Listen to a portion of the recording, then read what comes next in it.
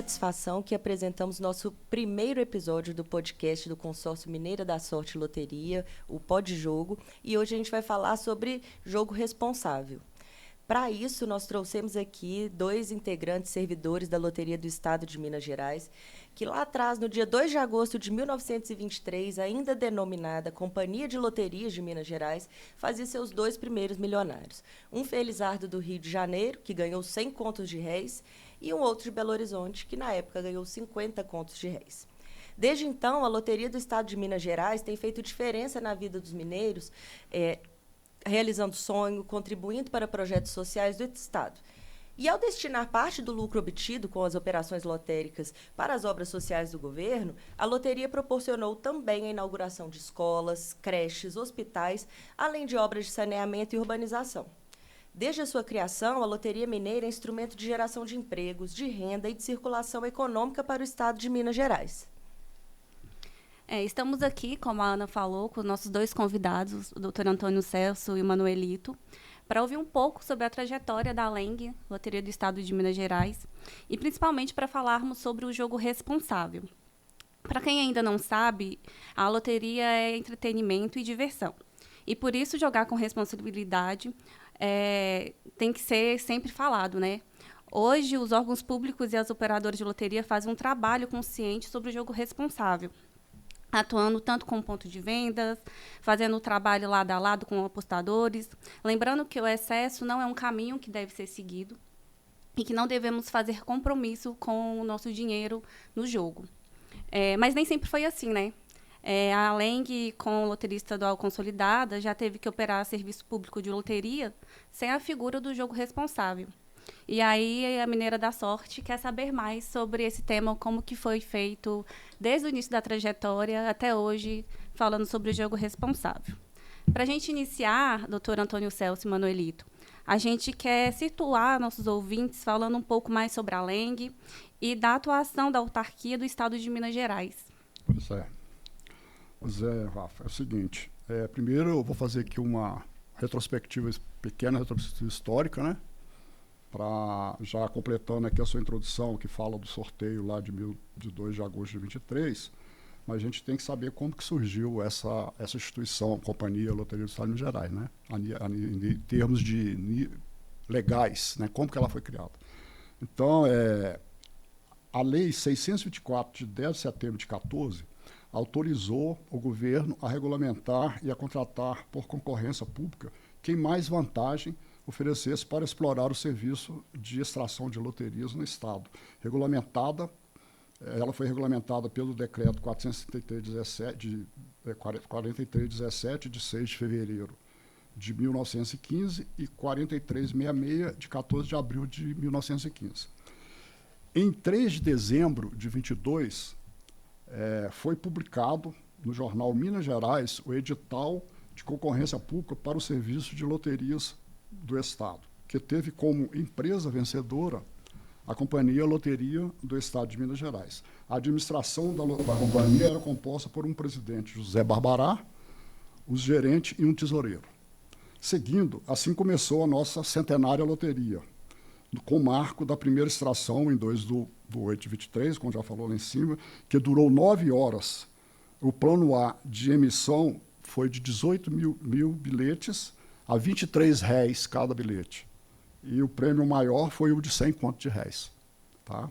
O papel da Loteria do Estado, como autarquia criada para gerar recurso para obras sociais do governo, ou seja, como assim dizer, uma loteria social, começou mesmo, foi em 1939, quando o então governador do Estado, Benedito Valadares Ribeiro, considerando que a exploração pelo próprio Estado do serviço de loteria mais convém aos interesses coletivos, através do Decreto-Lei 165, ele declara sem efeito a concorrência que foi feita lá em 1923. Tá?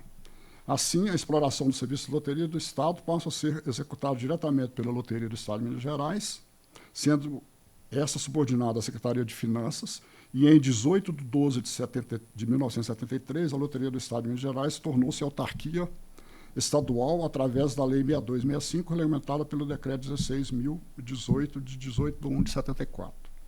Daí começa a nossa missão social e suas ações de arrecadar recursos para as obras sociais que resultaram em ajudar o combate, especialmente o combate à tuberculose na época, né, foi criado um decreto estadual que destinava, acho que 10% de parte do resultado da loteria para investir no combate à doença da tuberculose, que era um mal que estava, né, acontecendo no Estado na época e tal. Em seguida, teve apoio à FEBEM, a Mário Pena, a Esporte Amador, né, e os servos em geral. Foram os maiores negócios. E a construção do Mineirão também na época. Tá? Isso aí foi o nosso início, vamos dizer assim, da loteria em 39, como autarquia do Estado, que começou a agir socialmente, repassando recursos para obras sociais. Rafa, eu vou aproveitar esse resumo maravilhoso aí feito por nossa memória da loteria, né? Manuelito tem mais de 50 anos de dedicação. Aí fica aqui já o reconhecimento e o abraço de todos os demais colegas ao Manolo por ser esse fiel depositário das histórias da loteria e continua tecnologicamente hoje, um homem atualizado aí na tecnologia, né, nos ajudando a seguir com o desafio de melhor explorar o serviço público de loterias. Porque, como ele disse, nós somos uma loteria social. E loteria social se presta a todo o resultado econômico, né, destinar para os programas que o governo define, né, de assistência enfim, de interesse da coletividade. Então, a Loteria Mineira, em seu segundo século já agora, né, nós completamos em 2023 os primeiros 100 anos, nós nunca deixamos de operar nesse período todo, né, desde 1923 até agora 2023, e iniciamos em 2024 o segundo século. Né, e temos aqui com vocês, do Consórcio Mineira da Sorte Loteria, a primeira grande contratação, né, como uma parceria entre iniciativa privada e o poder público, para resgatar a loteria antigamente chamada de convencional, as loterias tradicionais e a raspadinha, loterias impressas no mercado. Então vou fazer aqui, além do agradecimento a nosso colega Manolo aqui pela dedicação, lembrar que esse é o papel mais importante que nós temos, e isso serve de divisor de águas entre o que se faz hoje da exploração, né, que não privilegia, né, o benefício coletivo. Aí, assim, isso é importante afirmar, porque entendendo o princípio de que o jogo pode sim ser algo muito positivo para a sociedade, né, se bem regulado, se bem organizado. E aí a gente chega hoje, na atualidade, com a figura do jogo responsável. Né? Então, eu só queria pontuar isso, ou seja, no passado era muito claro que a loteria atuava para toda a sociedade, trazendo benefícios aos ganhadores da premiação, mas fundamentalmente operando na sociedade, construindo hospitais, fazendo programas de combate a doenças endêmicas, né? Isso tudo que o Manolo comentou, isso era muito claro, e a própria loteria, como autarquia, ela fazia isso presente na comunicação, né, nos órgãos todos, né, no rádio, nos jornais impressos da época, na televisão, ainda, quer dizer, a loteria anterior à televisão, né, e a chegada da televisão. Então, mas era muito claro que a loteria trazia benefícios aos ganhadores e à sociedade como um todo. E naquele momento não tínhamos essa figura da compulsão, que é o principal problema que nós precisamos, como indústria autorregulada, né, preocupada com o benefício do meio, né, de sustentabilidade, a gente precisa se focar. Então, o jogo responsável existia antes sob uma forma diferente, né, porque não era ainda essa preocupação que temos no mundo de hoje. Não tínhamos, né, a tecnologia e essa propensão à compulsão que a sociedade moderna hoje tem. Então, eu vou deixar aí agora vocês conduzirem para ver como é que a gente explica em que pé está a loteria hoje em relação ao mercado. Antes da gente passar para a próxima pergunta, Rafa, eu queria também fazer um adendo Acredito e espero que nem só os mineiros vão ouvir o nosso podcast, porque esse assunto ele é de interesse nacional e mundial. Então, vindo um pouco mais recente, a gente tem notícia de que foi a Loteria do Estado de Minas Gerais que deu apoio como área de suporte ao Estado na pandemia do coronavírus. Então, eu queria deixar aqui, queria saber se vocês querem falar uma palavrinha sobre isso, sobre esse ponto. A Loteria do Estado, além de ser uma loteria social, uma loteria de suporte, né, ao Estado e às questões de emergência que podem ocorrer eventualmente. Exatamente, você lembrou bem, Ana. Durante a pandemia, nós destinamos, na época, se não me engano, 33 bilhões de reais, logo no início da pandemia, onde não se sabia muito bem ainda como enfrentar aquele grande problema que se apresentou para o mundo inteiro, né? Então, a loteria prontamente destinou os recursos que estavam em seu caixa para colocar à disposição do comitê de crise da época, né, que foi criado no governo, para destinar, então, os primeiros aquele ponto de construção de hospitais de campanha, etc. Então, o primeiro passo, a loteria realmente se engajou e disponibilizou para que o nosso governo pudesse iniciar o combate à pandemia, né? Legal. Você falou para a gente que não se falava muito em jogo responsável, né? Como que a loteria fazia para identificar o jogador com compulsividade? Tinha um meio? Como que era?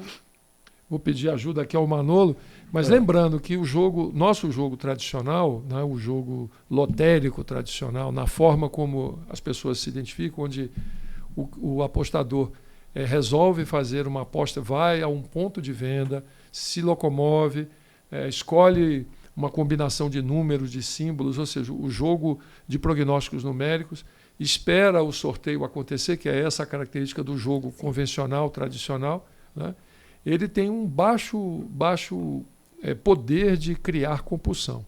Ele fica com a parte lúdica do jogo, né? Da gente sonhar em ganhar o prêmio, em resolver a vida, em se aposentar, em dar aquela casa que você gostaria de dar para sua mãe, enfim, sem saber jogar bola, se tornar um centroavante de sucesso. Ou seja, que é como o jogador de futebol que vem, né, humilde, que vem do nada, a primeira coisa que ele faz quando começa a ganhar dinheiro, vou dar uma casa para minha mãe. A loteria tem esse poder. Né? Eu quero dar uma casa para minha mãe. Então, faça uma apostinha, faça uma fé na loteria social. Né? Então, assim, nós não tínhamos essa compulsividade que a tecnologia hoje criou. Os meios, né, evoluíram muito. Nós continuamos com o jogo tradicional, também estamos no jogo eletrônico, virtual, mas a postura como empresa, né, como autarquia, como negócio, ali vocês, iniciativa privada, junto com o poder público, é diferente da maioria dos sites exploradores que estão aí. Né? A gente se coloca como uma preocupação permanente e acompanhando tudo que há de mais moderno para evoluir na administração e na promoção do jogo responsável, que é esse instituto de práticas, de boas práticas, de preocupação, de atuação, né, de programas efetivos que ajudem a controlar essa questão da compulsão. Então, por favor, Manolo, conte aí para a gente aí como é que fazíamos no passado. E é o seguinte, o que acontece? Na verdade, né, o conceito de jogo responsável, né, da forma que a gente tem hoje, considerando 100 anos de existência da loteria, é bem novo. Né? Pra você ter ideia, a WA, que é o organismo que conduziu, que iniciou esse processo, foi fundada em 1963, e o primeiro grupo que foi criado o Responsible Gaming Work Group, foi criado em 2003 a 2004. E esse grupo foi pensado num padrão auditável, né, de jogo responsável para certificação. Então, eles montaram. E desde então, passou a ser esse documento passou a ser atualizado seguinte, 2011, 2016, 2021, para incorporar novas pesquisas e soluções sociais, evoluções sociais. Mas só te ajudar para contribuir aqui aos nossos ouvintes futuros, né? A certificação dos operadores de jogos. Só para explicar. Associação Mundial de Loterias, né? Então, criada em 63. Isso. Né? Depois vamos chamar assim, o aumento do jogo virtual, passou então a se dedicar diretamente a criar esses padrões de certificação para certificar os operadores. E toda a loteria social importante de governos, né, seja estaduais, provinciais, nacionais hoje, ela tem que ter uma preocupação com isso e atuar para dar o exemplo. Né? Se você não pode estar num ambiente de mercado em que a sociedade identifica problemas e você não atuar firmemente para ser exemplo. Né? Se tem alguém que precisa promover o jogo responsável, são as loterias oficiais, nesse setor que a gente se insere. Né? Resumindo, o documento mesmo que saiu consolidado dessa política, né, desse conceito de jogo responsável, foi em 2006. Né? Daí para frente, né, ele vai sendo atualizado e tal. Aí nesse cenário, a Loteria Mineira, como todas as outras do Brasil, né, não tinham um procedimento com o propósito de identificar casos de jogos problemáticos. Por quê? As loterias convencionais não exerciam tanta atratividade, igual diz o Antônio aqui, né, que levasse o apostador ao jogo compulsivo, como é o caso da evolução digital das loterias. Né? Então, vamos dizer que eram loterias leves, né? Tanto assim que elas passaram a ser chamadas de passivas. Né? O jogo que viciava e transformava a vida de seus jogadores da época eram os jogos de carta dos cassinos, até, né, antes da Dona Santinha, né? Porque elas provocaram perdas grandes em patrimônios de várias pessoas, né, que ficavam no cassino jogando altas apostas e tal, aí com carteado. Então era o que tinha na época. Mas a loteria passiva, né, a convencional, ela não exercia essa compulsão. Né? Para você ter ideia, o bilhete era vendido fisicamente através de uma rede cambista, que eram pessoas amigáveis que iam lá nos seus fregueses, os apostadores, né, e oferecia lá o jogo, a extração que era semanal, era uma vez por semana.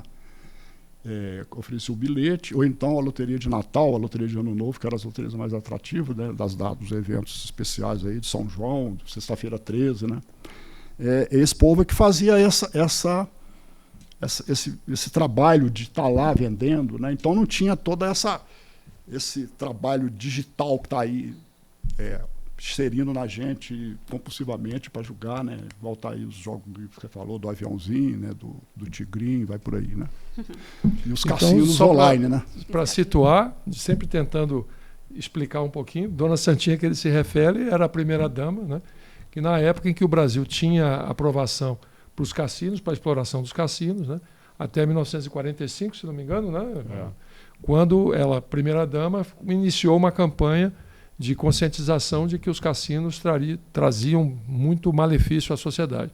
Ela era uma pessoa extremamente católica e tudo, então moveu, na época, mundos e fundos para divulgar uma campanha, e essa campanha foi abraçada na época pela Igreja Católica, pela sociedade, pelos políticos todos, como realmente decidindo incluir na Constituição essa proibição à exploração de cassinos que persiste até hoje no Brasil.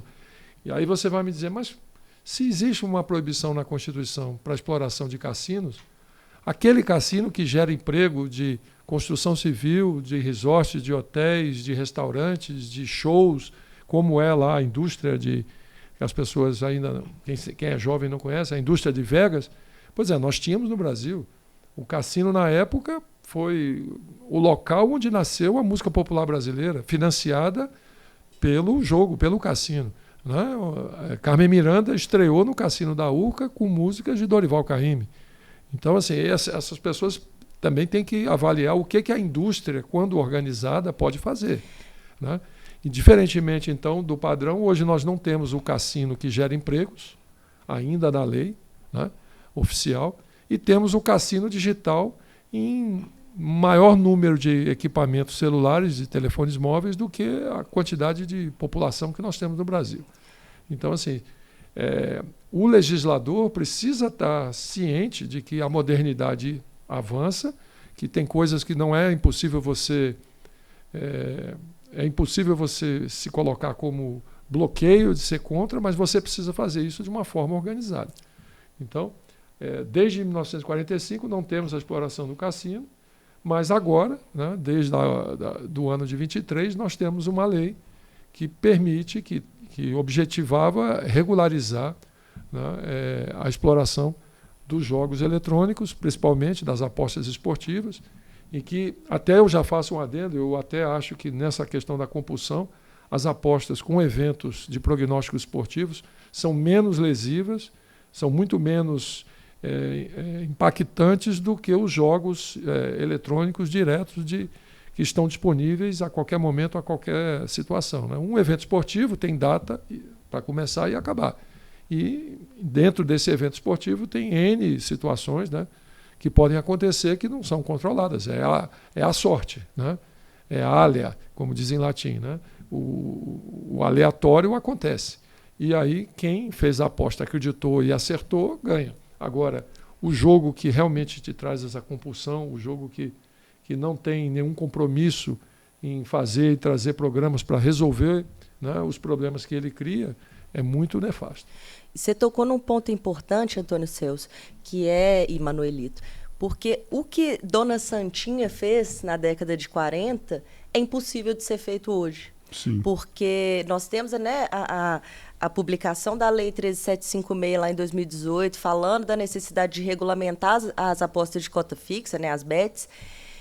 E se isso não fosse feito, demorou, mas saiu, mas se isso não tivesse sido feito, a gente ia continuar vendo essas plataformas na ilegalidade. Então, essa zona cinzenta, ela precisava acabar. Sim. E não é com a proibição que você elimina esse limbo. Pelo contrário, é com uma regulamentação consistente, é o legislador conversando com o operador para entender as melhores práticas, é uma educação de todo mundo. Não é só do jogador, né? Mas é do legislativo, é do executivo, é do judiciário, quando a gente tiver um eventual contencioso, porque vai acontecer. Então, a gente tem que lembrar sempre que proibir é complicado também quando você está falando do digital, né? Porque a gente sabe que essas plataformas elas vão se hospedar em algum lugar. Então, é melhor regulamentar, fazer o que essas operadoras sérias de bet têm feito, assim como a loteria sempre fez, que é fazer o quê? É se preocupar com o jogador, oferecer o jogo de forma transparente, auditada, respeitar os preceitos da lei, para que o mercado também prospere. Essa Exatamente. questão aí da proibição, né, lá pelo Dutra, né? Eu acho que trouxe um retrocesso, porque enquanto a gente aqui não estava podendo melhorar, né, o serviço cassino, a Europa estava melhorando, né, o próprio Estados Unidos. Então, com isso, nesse contexto todo, eles desenvolveram todos as ferramentas, né, de controle e de fiscalização, de contenção de abusos, e inclusive do próprio jogo compulsivo, né? Por exemplo, você vai entrar no cassino, por exemplo, na Europa, você pode estar no SPC lá do cassino de não ser uma pessoa que pode jogar lá, né? Porque você é compulsivo e tal. E assim também nos Estados Unidos. Então, essa parada que teve aqui no Brasil, provocada por esse ato lá do presidente da época, isso, além de ter trazido um transtorno econômico muito grande, porque tinha pessoas que dependiam desse, né? Inclusive tem um livro aí, A Noite do Meu Bem, parece, que eles contam toda essa vida do cassino, essa boemia do cassino, né? As pessoas, os cantores que surgiram lá na época, né? A capital do Rio de Janeiro. Toda a vida boêmia lá do Rio, através dos cassinos, né? Em Petrópolis, no Quitandinha. O investimento, Ana, o investimento de detalhe, né? Em Petrópolis, de 140 e poucos milhões de dólares durante a Segunda Guerra Mundial. Imagina o que isso significaria hoje em termos de valor. Exatamente. Aqui em Minas mesmo, você vai lá no Grande Hotel de Araxá, né? Lá tem um espaço lá que era um cassino, né? Que tinha jogo, né? Em Caxambu, em Cambuquira, e todas as estações de água. Isso, né? foi um baque violento aí por essa classe aí de pessoas que viviam dessa renda lá do cassino, né? Então, acho que essa parada aí foi justamente deu um problema, impediu toda essa evolução que teve lá na Europa e nos Estados Unidos, os cassinos presenciais, né? Mas aí, Manolo, agora a gente, como a Ana lembrou, Rafa, é importante dizer, né? Após a edição da Lei 14.790, que foi a regulamentação que chegou em dezembro de 2023, né? A partir daí iniciou-se no governo federal a montagem de uma secretaria, né? Sim, que tá dedicada a desenvolver todo esse arcabouço de normatização para que o jogo, então, já que existe a indústria está implantada mundialmente, né? E então, para que pudesse ter um controle e uma avaliação da qualidade dos operadores, né? Você tem uma regra para atuar. Então, desde quando foi criada a Secretaria de Prêmios e Apostas, né?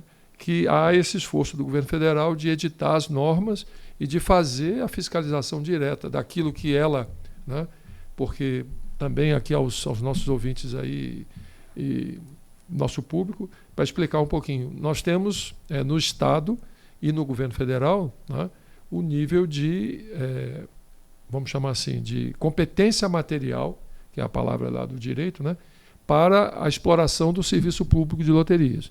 Né, e no caso, legislador, né, o Congresso Nacional faz a legislação, como são temas que estão incluídos na Constituição. Então precisa fazer essa regulamentação, foi feita então em dezembro de 23, e nós, no Estado, a gente tem o direito, pela Constituição, de explorar, né, os mesmos serviços, no mesmo nível que o governo federal. Só que nós não criamos as regras. Então hoje, a Loteria Social do Estado de Minas Gerais está dedicada a seguir acompanhando, né, nossa diretoria, a diretoria geral, está em Brasília permanentemente, existe um esforço grande de integração das loterias estaduais que ainda existiam e várias outras estão sendo reorganizadas agora. Nós é que nunca deixamos, né? Só nós e a Loteria do Rio de Janeiro, a Lotérgia, praticamente é que tem a maior, são as mais longevas aí no mercado brasileiro. E algumas outras no Nordeste, no Mato Grosso do Sul, Paraíba, Ceará. As loterias estaduais que sobreviveram à época da hiperinflação no Brasil, que eram jogos impressos em papel, então tinha todo o problema operacional e quem sobreviveu foram 5 ou 6 loterias apenas estaduais, além da Caixa Econômica, que é a grande operadora de loterias oficiais, né, no Brasil.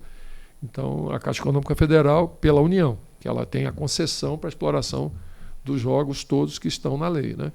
Então, hoje, esse é um ambiente, quando vem toda essa motivação tecnológica, né, essa inovação enorme que aconteceu, pegou o nosso, vamos chamar assim, o nosso conjunto de regras muito defasado. Então foi quase durante aí uma década, né, Manu, que esses sites estavam explorando sem nenhum tipo de controle, né, sem nenhum tipo de segurança para o apostador, independente se ele tivesse compulsão ou não, né, de receber prêmios, fez a aposta, mas ganhou e não recebeu, enfim, uma série de problemas e também sem dar nenhuma contribuição para o poder público. Né? Como um serviço público deveria ser remunerado para ajudar na questão da sociedade, desenvolvimento da sociedade. Então, e a questão da lei, isso é né, importante dizer. A lei foi sancionada em 2018, né? E tinha 2 anos para regulamentar, me parece. Da lei das cotas fixas, das Isso, apostas esportivas. De 2018 até dezembro de 2020. Não é? Aí ficou todo esse tempo, quer dizer, já tinha esse pessoal aqui, esses offshores aqui dentro do Brasil, né, atuando. Aí, quando não regulamentou essa lei dentro do tempo que estava lá estabelecido, mas ficou mais 3 anos, né, passou para poder regulamentar, a lei a 13756, né, e começar a trabalhar o regulamento da lei, né, que foi em dezembro que saiu, né, de 2023. De 2023, sancionada pelo presidente Lula. Então, esse tempo todo aí, enraizou esse pessoal, né? E aí teve um movimento para manter o jogo online na lei, né? Que a aposta esportiva são coisas distintas, né? São modalidades distintas. Se diz que a aposta esportiva nem seria loteria, né? Vamos dizer assim, né? Mas aí colocou lá o jogo online, né? Que é o jogo que eu acho que é o jogo que leva à compulsão mesmo, né? Porque você está 24 horas com ele do lado.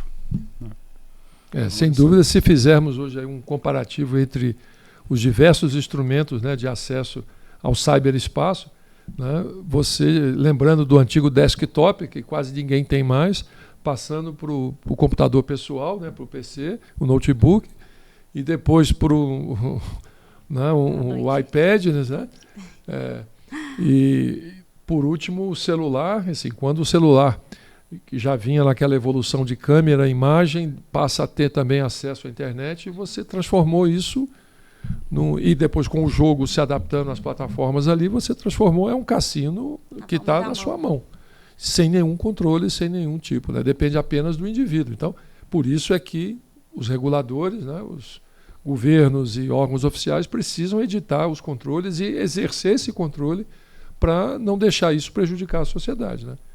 Aí, Manu, só para ajudar também a explicar um pouquinho, a Loteria Mineira sempre se preocupou com essa questão nós, quando decidimos retomar o desenvolvimento, né, o resgate da loteria tradicional em papel, que nós voltamos, né, com o consórcio, né, o Consórcio Mineira da Sorte é nosso parceiro aí para resgatar essas loterias tradicionais. A própria licitação já indicava, né, no nosso edital de licitação, que após a adjudicação, né, desse vencedor do certame concorrencial, esse novo operador contratado deveria se dedicar, ainda que fosse loterias de papel, convencionais, tradicionais, sem esse poder de compulsão, mas que ela, como operador no Brasil, deveria então se engajar no jogo responsável, no Instituto do Jogo Responsável. E aí, para nós, na nossa diretoria, lá, a Diretoria Geral da Loteria, na Diretoria de Operações, nós estamos muito satisfeitos com o trabalho que vocês estão fazendo junto à Associação Mundial de Loterias, né, a WLA, para que esse jogo, mesmo tradicional em papel, esteja 100%, que a empresa esteja na conformidade, né, dos programas preconizados pelo Instituto, né, do Jogo Responsável. Hoje não tem como as loterias funcionarem sem ter essa política de jogo responsável como parâmetro principal, né? Porque você pega no mundo todo já está vindo, né, nesse mote aí, né? Então não tem como, gente. E a loteria, por exemplo, a gente passou a trazer parceiro para trabalhar conosco, né? Porque a loteria, como é um órgão público, é tudo mais burocrático. E a concessão de 94, quando a gente trouxe a Agitec, a concessão foi boa para a loteria e a gente pôde trazer experiência de fora, né? Então, a partir daí, as licitações são conduzidas e as exigências de que as empresas que forem participar cumpram toda essa parte aí, caminhar para o jogo responsável, né? Então, a gente pediu certificados na licitação da tradicional, estamos pedindo aqui da nova online que a gente vai ter que contratar, porque o contrato está acabando. E então já tem todo esse arcabouço aí de regulamentação com base no jogo responsável, que a gente não pode deixar de seguir, né? E agora esse trabalho aí eu acho que o trabalho da SPA com relação à regulamentação da aposta esportiva, a gente andou fazendo, a gente fez uma consulta pública de aposta esportiva aí no ano passado, né? Então eu tive que trabalhar e tomar como referência inicial o trabalho bem feito lá do Paraná, que foi pioneira nesse início aí, né? Que criou o credenciamento de laboratórios de certificação e depois fez a contratação de operadores através de outro credenciamento e estão lá já operando. E a gente vai lá no site deles, você vê o trabalho que eles estão fazendo lá no Paraná, inclusive o trabalho a cartilha deles de jogo responsável, uma das primeiras que saiu a nível de estado, né? E a SPA, da agenda dela de 2024 para cá, ela lançou em média mais de 15 portarias. Aí fez a nova agenda agora de 2026, né, até 2026, para acompanhar e atualizar essas regulamentações, né, porque a coisa está aí acontecendo, mas ainda tem muita aresta para acertar, né? Então é uma coisa que nós não podemos ficar fora, a gente tem que estar acompanhando, né? Você quer falar, doutor Antônio? Não, por favor, diga. É o próximo ponto que eu ia entrar, inclusive, sobre isso. Eu queria saber o que vocês esperam do futuro da loteria e do jogo responsável no Brasil. Qual é as expectativas em relação aos próximos anos? Eu vou pontuar de novo o que também Manolo ajudou a esclarecer. Nós decidimos, né, foi uma orientação de governo, modernizar a loteria, né, a partir de 2020, depois da pandemia, né, porque esse trabalho começou um pouquinho antes da pandemia, mas tivemos que ficar aí 1 ano e meio, né, basicamente com o mercado de varejo tolhido, né, o tráfego das pessoas na rua com problemas, etc. Aí depois que houve a questão da vacinação e tudo, a coisa começou a ser refreada, né? Aí o mercado foi sendo reaberto normalmente, as transações voltaram, o varejo começou a funcionar e aí nós aceleramos o processo. Fizemos essa licitação que trouxe o Consórcio Mineira da Sorte, né, como novo parceiro para as loterias tradicionais, já antevendo a questão do jogo responsável, né? Mesmo sendo a loteria antiga passiva, de papel, impressa, com esse baixo potencial de compulsão, né? Mas estamos fazendo também a renovação da concessão da loteria virtual que nós temos, que nós exploramos desde 1994. E que também não tinha a nossa loteria virtual, ela é presencial, basicamente, ela hoje já tem o seu site também na internet, né? A presença no cyberespaço, mas antes ela era restrita ao ponto de venda, né? Nosso tipo bares, mercearias, esse tipo de ambiente onde a aposta era feita através de um revendedor, né? Que nos ajuda a ter essa questão toda de maiores de idade, apenas o jogo é disponível para maiores de idade, e também faz todo esse intercâmbio com o apostador localmente. Então também tinha uma baixa compulsão, né? Um poder de, vamos chamar assim, de tornar o vício. Então essa loteria virtual, que é um dos carros-chefes nossos, né? Esse jogo ele vai ser novamente licitado, essa operação, e lá nós fomos muito objetivos, muito duros, com a exigência das certificações que protegem, que exigem o Instituto do Jogo Responsável. Então esse é o caminho que nós estamos trilhando e vamos sempre estar disponíveis para trabalhar com os concessionários para a gente avançar o mais rápido possível nessa organização. Okay? O foco é o WLA 4, né? 4, atingirmos. Vamos explicar aí para os ouvintes, né? O jogo responsável propriamente dito, né? A certificação dele, né? Temos 4 níveis. Tem o nível da inscrição na Associação Mundial de Loterias, né? Aí os operadores se inscrevem.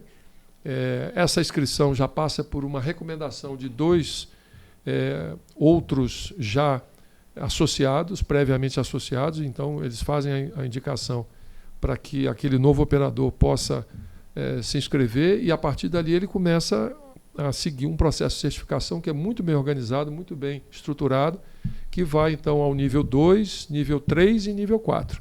No Brasil, nós temos apenas hoje associados, até onde a informação que está assim comigo aqui atualizada em cabeça, é a Caixa Econômica, que tem o nível 3, né? E vocês, que já como fruto do processo vocês, Consórcio Mineiro da Sorte, que seguiu, né, no programa direitinho, cumpriu todo o cronograma de avaliações e de dedicação ao jogo responsável, e já obteve, está no site, está aberto lá do site da Associação Mundial de Loterias, né, o nível 2, caminhando para os próximos níveis, né? E na nossa outra licitação também, nós vamos exigir, vamos continuar exigindo, valorizando essa capacidade do operador de estar certificado, preocupado e dedicado a proteger o apostador. Ainda mais no projeto atual da online, né? Porque, igual o doutor Antônio falou aí, o modelo que está aí da online hoje, ele é basicamente presencial, né? Só em 2023 que a gente implantou o portal.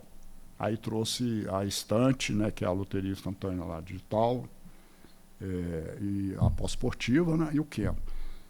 Agora, nesse projeto aí atual, da migração, né, para online nova, a gente está considerando todo o meio digital, que é o meio realmente que tem que estar aí certificado e fiscalizado a nível de jogo responsável, porque é o meio que é compulsivo, né? Então, mais um motivo da gente estar exigindo que o operador tenha toda essa certificação da WLA. Aí temos que dar o bordão da hora, que não é jogo, não é investimento, é diversão. E a diversão, como tudo na vida, não pode ser irresponsável. Você precisa se divertir responsavelmente, né? Respeitando os limites óbvios, né? Porque as plataformas estão programadas, as bancas estão programadas para ganhar o seu resultado econômico. Lógico. Né? O prêmio é uma exceção. O jogo funciona em cima da probabilidade. O prêmio é a exceção e não a regra. Então, as pessoas acharem que vão pegar seus recursos e dedicar permanentemente, né, repetidamente, e vão se enriquecer com o jogo, não existe isso. Então, a primeira noção é que as pessoas normais brincam, jogam, divertem-se, e isso segue a vida, né? É apenas um dinheiro que você pode dedicar a seu lazer, né? Então, essa é a figura que a gente precisa trazer para a sociedade. Educar os apostadores, no bom sentido, de que eles têm que se preservar.